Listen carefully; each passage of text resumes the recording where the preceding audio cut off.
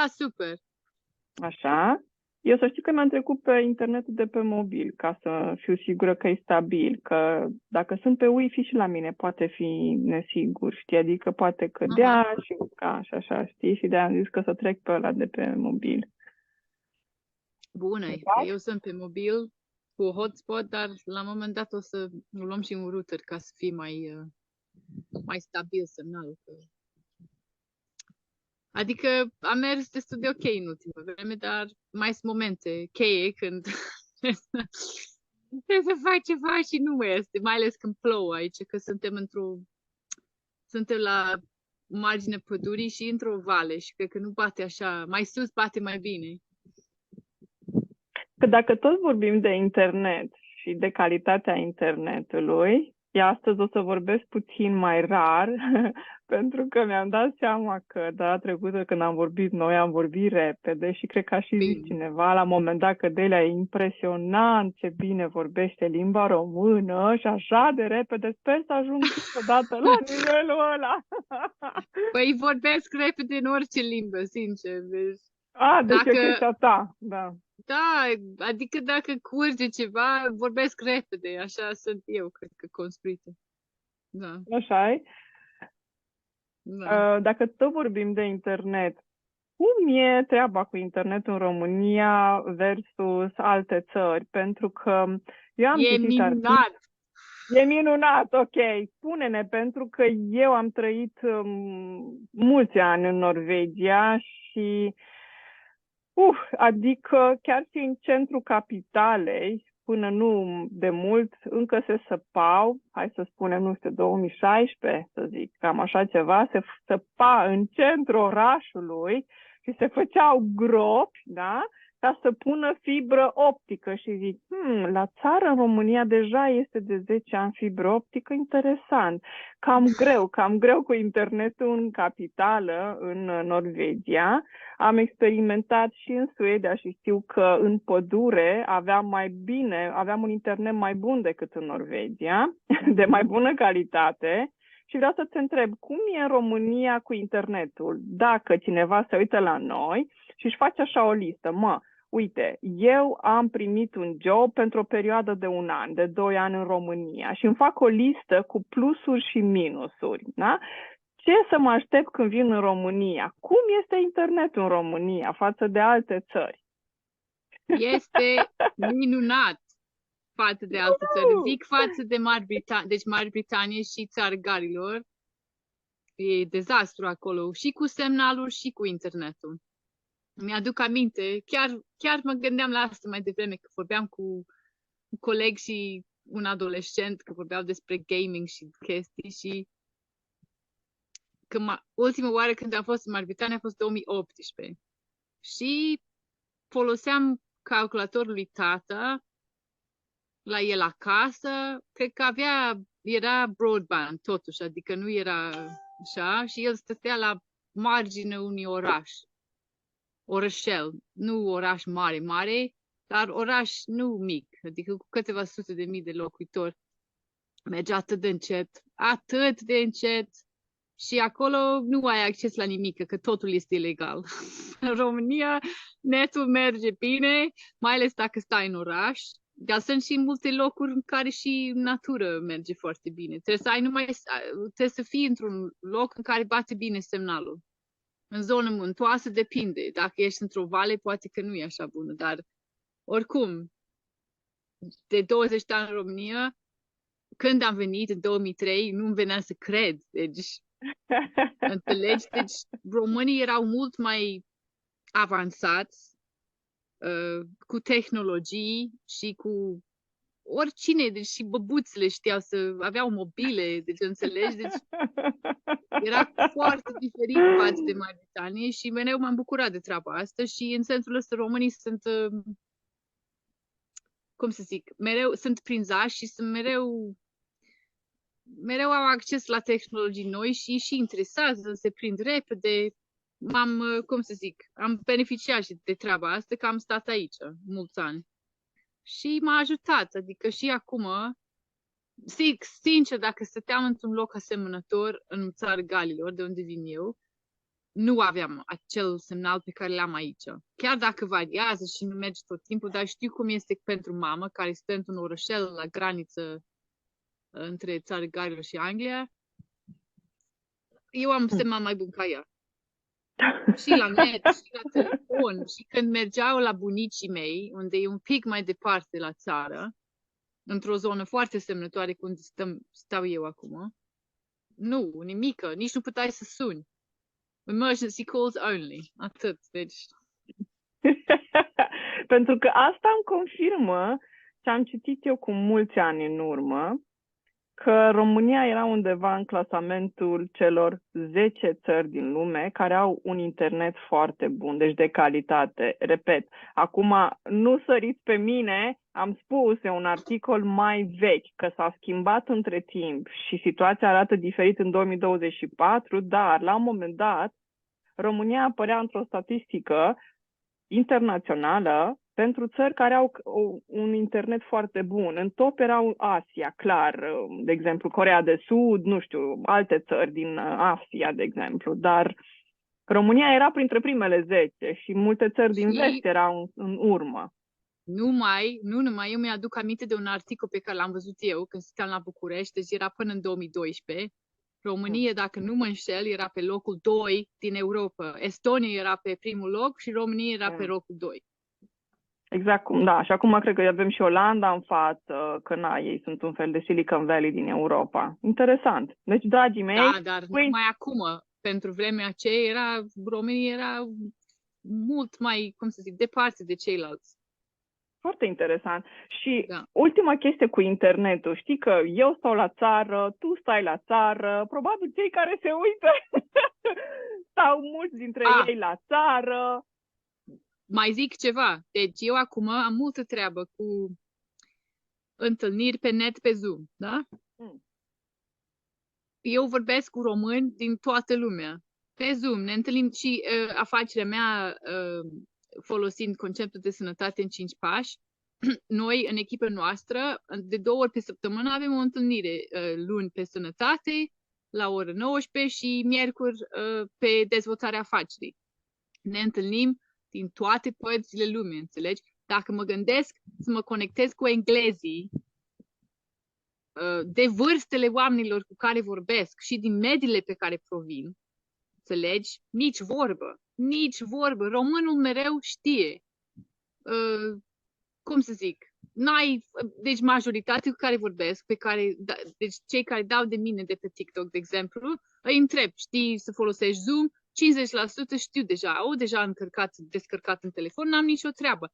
Cu câțiva trebuie să-i mai îndrum eu, dar se prind repede și nu e greu. Dar dacă mă gândesc să fac același lucru cu englezii, Doamne, deci cu mamă, nu, deci este și cum să zic, un alt soi de comportament național, cum ar fi. Adică românii nu cred că se gândesc neapărat că sunt lucruri grele, înțelegi? Adică, bun, a apărut o nouă aplicație, hai să o descarc, și intuitiv intru în ea, vezi cum se descurcă mamă, pur și simplu din start. Dar nu pot eu, am nevoie de un băiat să mă ajute, înțelegi? Deci foarte greu. În schimb, românii cu care am de-a face și cu care lucrez foarte prinzași și le place tehnologia. Pentru că cred că văd că, de fapt, tehnologia, dacă folosești înțelept, te ajută, e ceva util. Îți îmbogățește viața, de fapt. E foarte interesant ceea ce spui tu, pentru că începusem să zic că noi stăm la țară, la o distanță mare. Tu în județul Hunedoara, eu în județul Bacău, dar amândouă stăm la țară. Aici unde stau eu, o comunitate de peste 3300, cred că era 3333 de oameni. Zic, nu e greu de ținut minte cifra asta. Și avem deja, cred că vreo 2 opțiuni, 2 provider dintre ăștia de internet. Mai este un sătuc aici, au și ei vreo 2 sau 3 opțiuni. Adică la țară, în România, întrebare peste tot în România. Nu, dragilor, că nu pot să vorbesc de tot teritoriul României, dar la țară și unde stau eu nu este chiar lângă oraș, ai posibilitatea să pui internet. Ai poate 2 opțiuni, poate 3 opțiuni, ca să-l includem în lista asta și pe Elon Musk cu sateliții. Pentru că, foarte interesant, să știi că în momentul în care Elon Musk a ajuns și în Europa, România era inclusă în lista respectivă, pentru că România este parte din Uniunea Europeană. Norvegia nu era. Norvegia trebuie să aștepte 1 an de zile ca să aibă și acces la aceste facilități sau servicii prin satelit. Pentru că e bine, din punctul meu de vedere, dacă ești, nu știu, ești cu barca, ești într-o zonă izolată, unde mai greu poți să ai acces la internet, dacă vrei, există posibilități. Și România, din nou, a ajuns înaintea unor țări. Acum oamenii o să zică, Camelia, zici că România e cea mai grozavă țară și Norvegia e cea mai eu nașpa. zic că da. Nu! Eu spun fapte și vorbesc din experiența mea, nu inventez. Asta e un adevăr. V-am dat 2 exemple. Eu locuiam în centru. Îți zic ceva ce am învățat eu în România și am învățat aici la țară, în comunitate unde stau eu, pe vârful muntelui, să dau hotspot de pe telefon, înțelegi? Adică asta nu știam. Eu am stat înainte să stau aici, în altă parte, în județul Argeș, cu o olandeză care era și mai în vârstă ca mine, era mai tehnolog ca mine. Adică eu sunt destul de, cum să zic, învăț destul de repede și eu și mereu mi-a fost drag să să lucrez, să învăț să lucrez pe calculator, telefon, tabletă, chestiile, adică cât îmi trebuie mie, nu pentru altceva, dar acolo, de exemplu, aveam un router, cred, pentru net, dar la un moment dat nu aveam și poate că am învățat acolo, dar nu cred, dar mi-aduc aminte că am ajuns aici unde sunt acum și toți oamenii știau să-și dea hotspot de pe telefon, pentru că numai așa aveam net acolo, nu era niciun un router sau Wi-Fi în casă, nimic, că pur și simplu își dădeau net de la mobil. Toți știu. Și uneori merge mai bine decât alte conexiuni, mai ales la țară. Ce ziceai tu despre mai mulți provider în diferite locuri? Cel mai bun provider e telefonul tău cu care îți dai hotspot oriunde ești. Acum îmi dau mie un hotspot pe tabletă de la telefon. Ca să vezi, scuze, te-am întrerupt, dar continuu. Nicio problemă. Pentru că acum, dacă tot intrăm pe partea tehnologică, depinde și ce telefon ai și ce gadgeturi ai. Eu nu folosesc Android, de exemplu, știi? Ceea ce înseamnă că avem o rețea, de exemplu, și se comunică și prin FaceTime la mine, că folosesc Apple-ul. Poate nu este cea mai bună opțiune, dar asta este în familie și atunci nu știu dacă e hotspot-ul la noi, cât e altă variantă, dar tot așa, poți să-ți dai prin Bluetooth sau prin alte variante, poți să-ți dai internetul unul celuilalt, clar. Nu e o problemă asta. Sau ție, de exemplu, ne uităm la ceva pe Netflix, îmi dau hotspot pe tabletă și pun desene sau ceva. Sau... Da, e un fel de share screen sau... Exact. Share iPhone, share, ceva de genul, să dai un share. Româna e foarte simpatică. Share, like, Păi astea sunt chestii din engleză și le împrămuți în limbă în care vorbești, că nu există. Asta e. Și dacă le zici în română, sună foarte ciudat. Deci de când sunt în România, eu nu folosesc limbă română la soft. Că nu înțeleg. Pentru că limba română nu e făcută să poți să operezi un calculator cu el. Deci dacă eu vorbesc foarte bine românește, înțeleg, dar dacă îmi instalez un soft, îl instalez în engleză, pentru că engleză este fix o limbă potrivită pentru a naviga un calculator, pentru că dacă o pun în română mă încurc, chiar dacă știu să folosesc aplicațiile, dar pur și simplu cuvântul acela nu în creierul meu are o altă vibrație, nu știu ce să zic, atât pot să explic eu. Engleza e o limbă foarte practică și destul de materială. Așa s-a și format.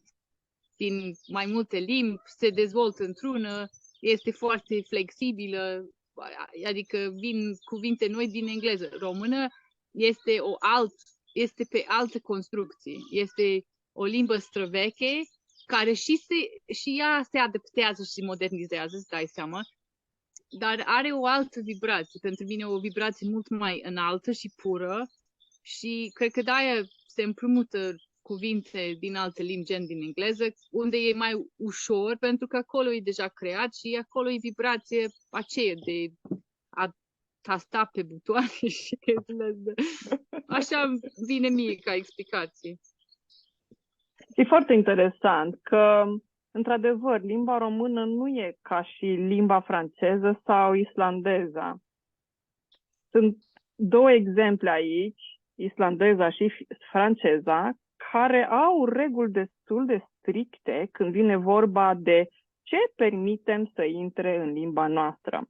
Islandeza este mai restrictivă ca și franceza. Foarte mulți știu faptul că limba franceză, de exemplu, nu neapărat permite să intre în limba franceză cuvintele din IT din limba engleză, ci ei le transformă. De exemplu, da, dacă în română zicem mouse, în engleză se spune la fel, în franceză o să spună souris. Lucrul ăsta se aplică, da. Unde ți este souris? E aici! Unde-i mouse-ul? Unde-i mouse-ul? Unde-i mouse-ul? Da, corect.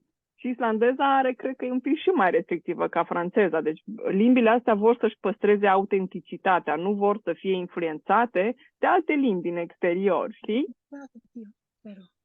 Scuze, a venit un copil și să nu intre aici pe ecran.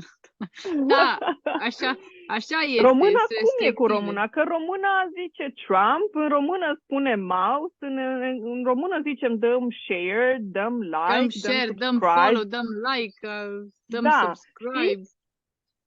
Da, cum ți se pare chestia? Că permisivă. româna nu face ca... Da, nu face ca franceza, de exemplu. Nu ne transformă... Există și în română, de exemplu, că a dat subscribe, să te abonezi. Să te abonezi. Abonează-te, scrie pe YouTube acolo, dacă chiar scrie clar acolo. Abonează-te la canal.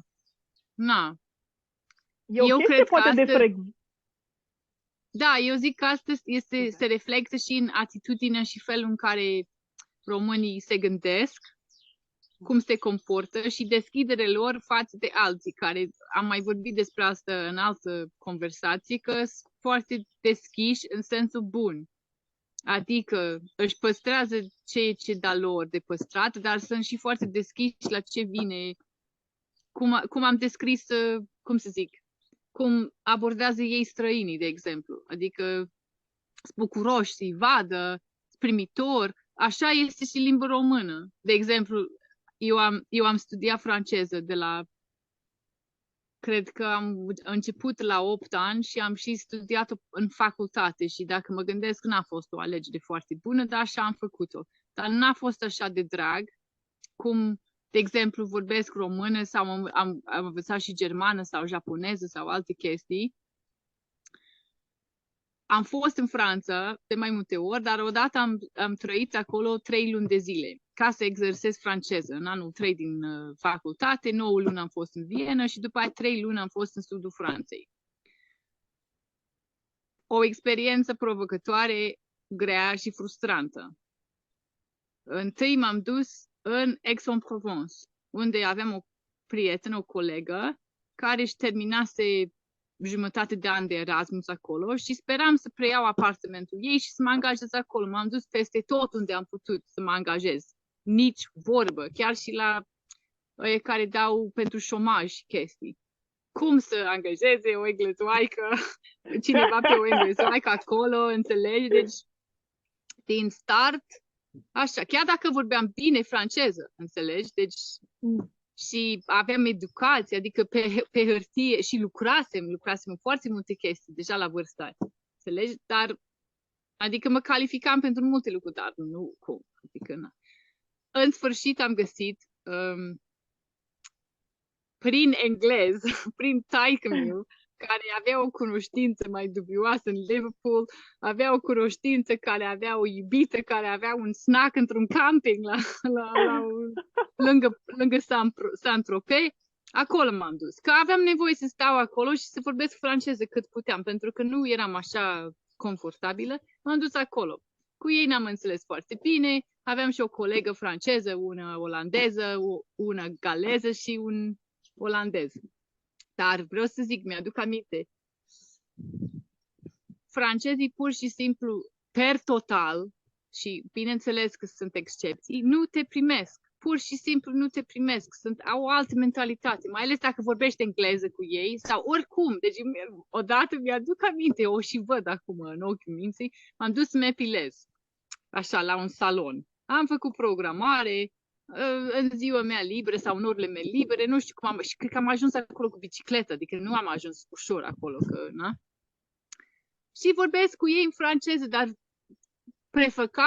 prefăceau că nu mă înțelegi? Deci, nu mai știu ce am zis, dar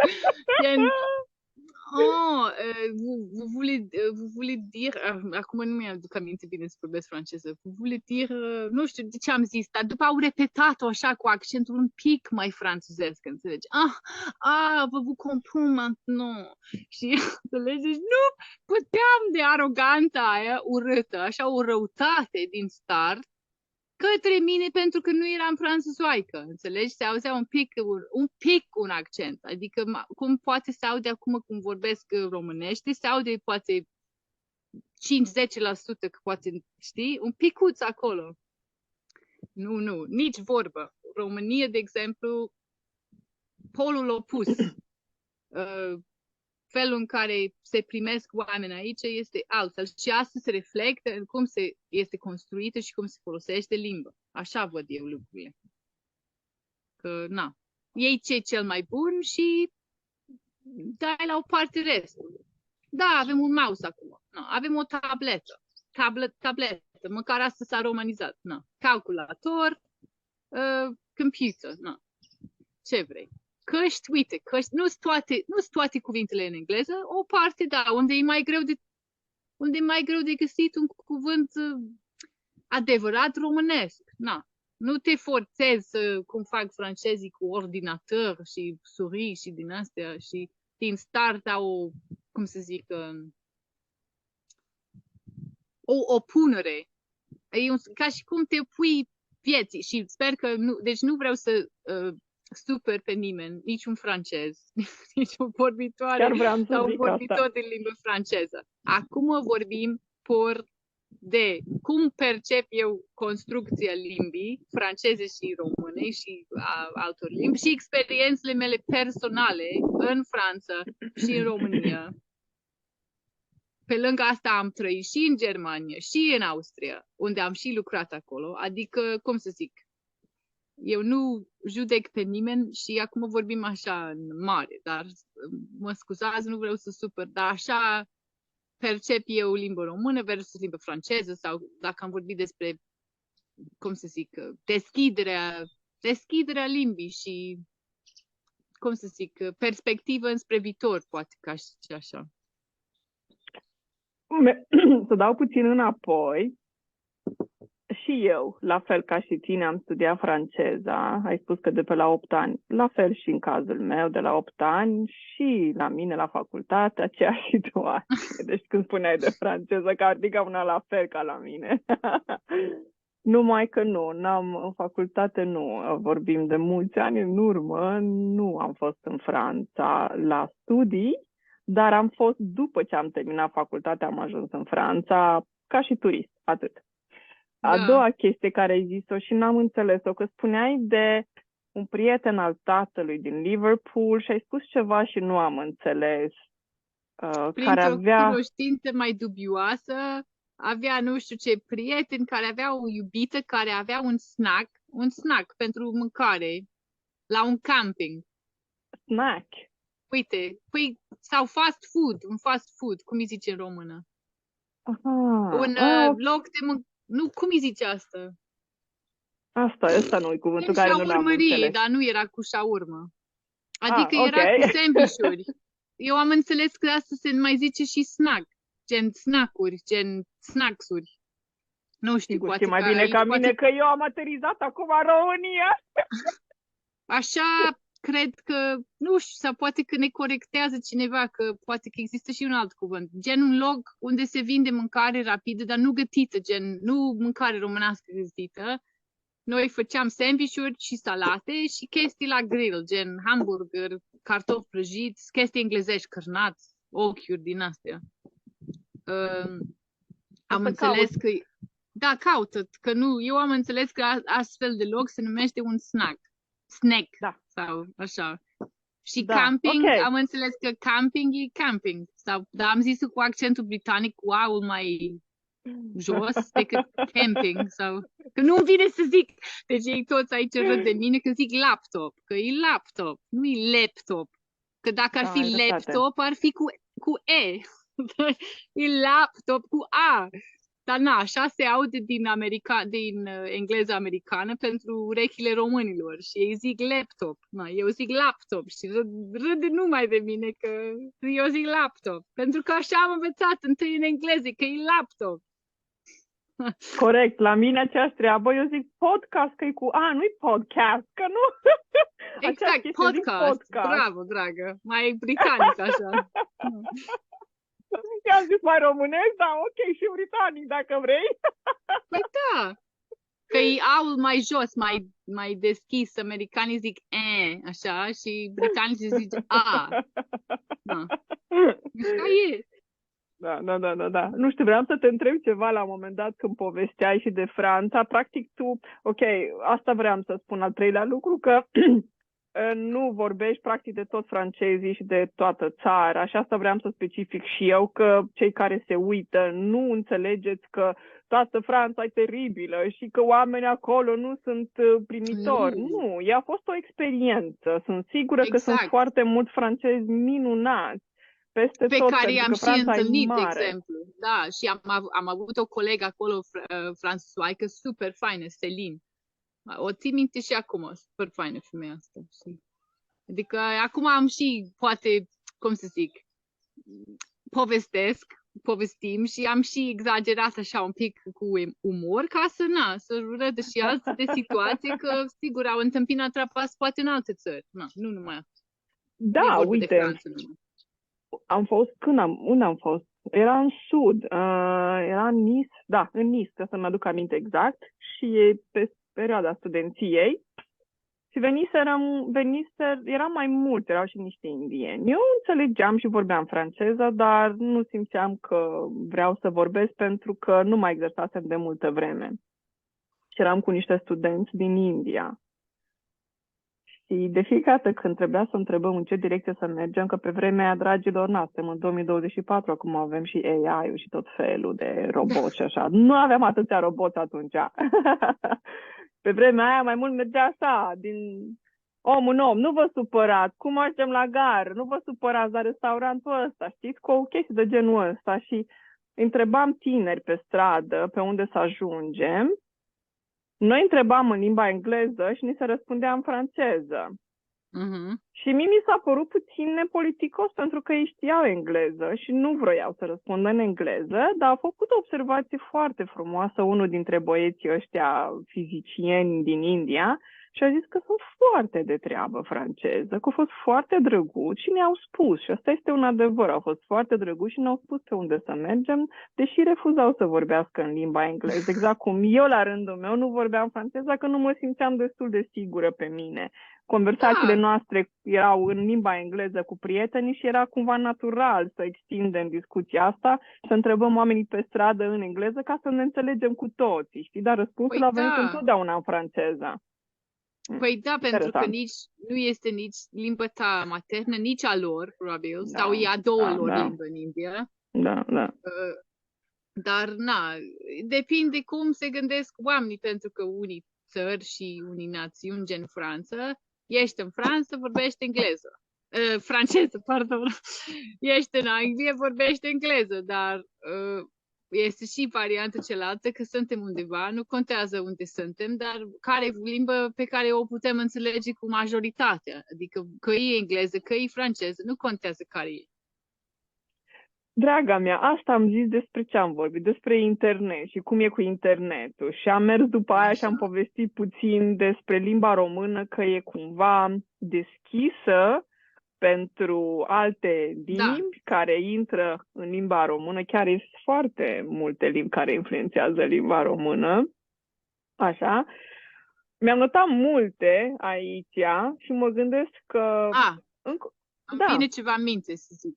că eu am făcut în liceu un an de japoneză, de bază, și după aia am făcut schimb școlar în Yokohama în 1997.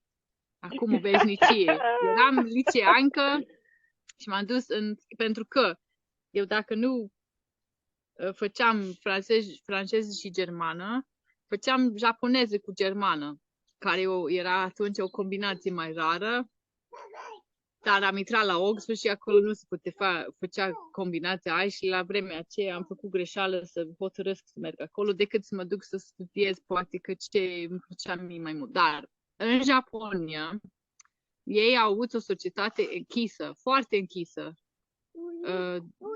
Totuși, ei au 3 alfabeturi. Au kanji, care este cea mai veche, care este din pictogramele chinezești.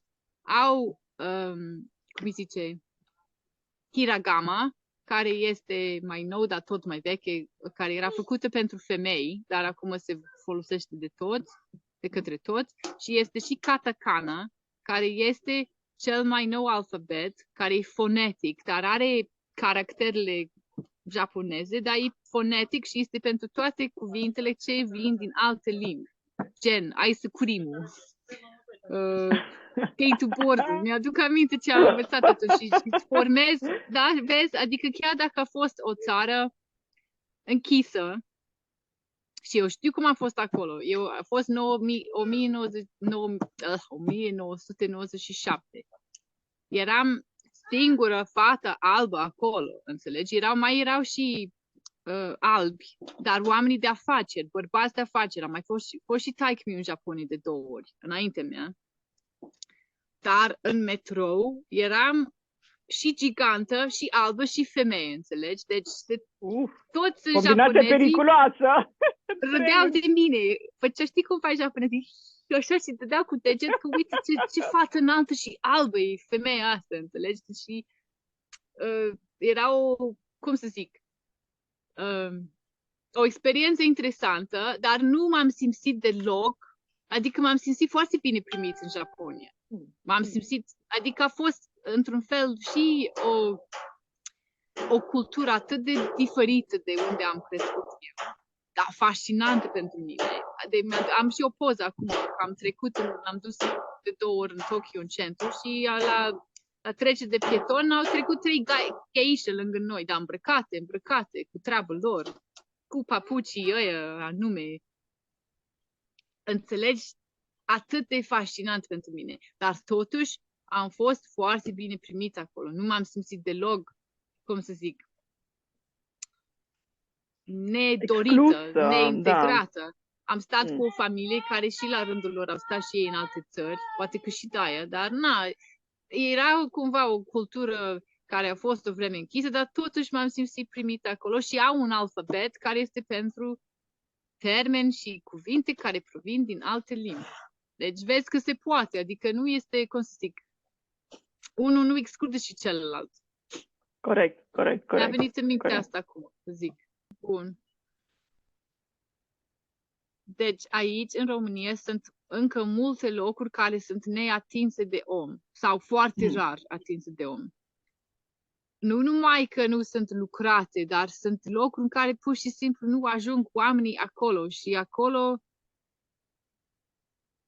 ce am perceput eu este că e foarte important acest lucru și acolo sunt vibrații foarte pure, curate, direct de la univers, natură, ce vrei să zici, Dumnezeu, nu contează cuvântul, cum au fost create, așa sunt și acum. Și acolo sunt locuri foarte puternice energetic care echilibrează niște lucruri în lumea asta. Și în primul rând în țară, în România, pentru că câmpul cel mai puternic mereu echilibrează pe cel mai slab. Adică unde e o vibrație de compasiune pozitivă, de evoluție, asta echilibrează gânduri negative ale oamenilor, răutate, ură, toate astea. Și România încă are multe locuri pure care fac o treabă foarte importantă în lumea asta și în lume, adică nu numai în România, dar și pe glob. Și sunt alte locuri, sigur, care sunt ca România și alte țări care seamănă. Nu zic că e unicată, numai că asta am observat eu. Și sunt niște lucruri în care, da, te duci, dar locuri în care te duci și pur și simplu totul ești curățat.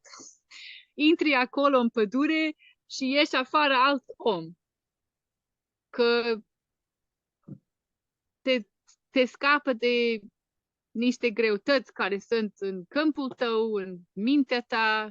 Nu tot timpul, dar am câteva experiențe. Este și o pădure aproape de noi care seamănă cu asta.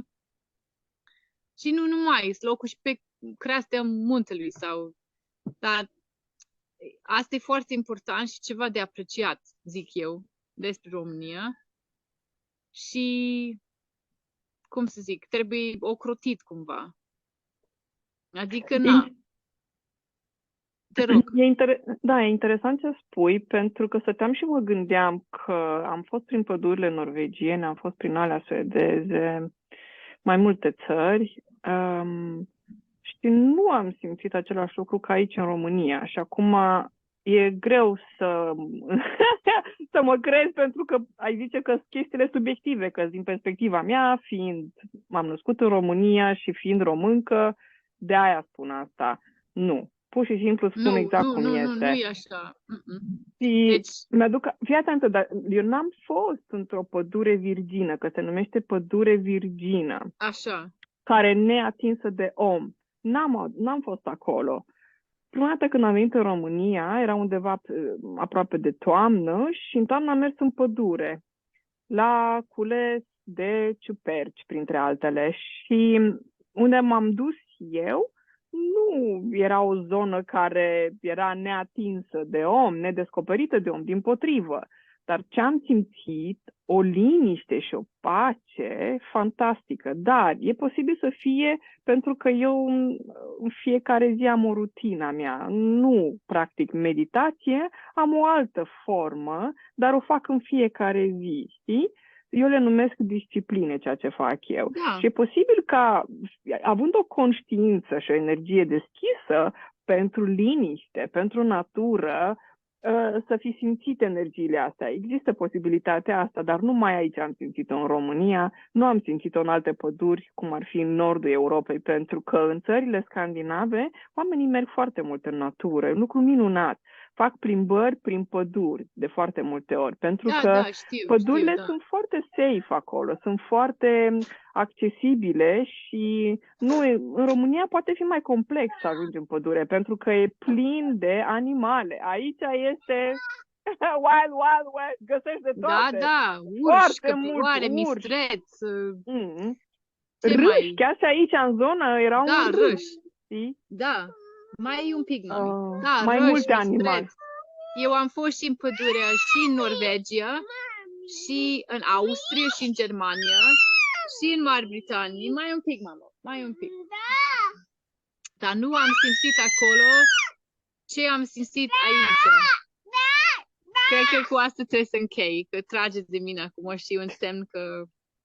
Adică, cum să zic, vreau să dau termen de comparație, că nu provin din România, dar nu am perceput același lucru în alte locuri în care am fost și eu, în munți sau în păduri.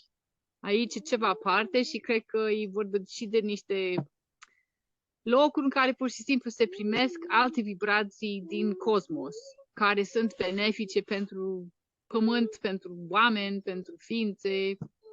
Aici putem să vorbim mai multe o altă dată, că asta am învățat multe după ce am învățat să meditez și practic meditație. Într-adevăr, mi s-a deschis percepțiile, să primesc alte informații din alte planuri, poate că, și asta nu sunt niște lucruri SF pentru cine ascultă și cine se uită la noi, depinde de abilitățile și calitățile fiecăruia și ce intuiție are și ce poate să vadă la diferite planuri. Și, într-adevăr, în România am alte experiențe mai pozitive și mai profunde, cu vibrații de compasiune. Aș zice despre ce vorbești tu, cu liniște și pace și așa. Na, e ceva anume aici și trebuie ocrotită. Corect, sunt de acord. Mulțumesc Bun. tare mult, Delia. De-abia mare aștept să ne drag. mai vedem. Da,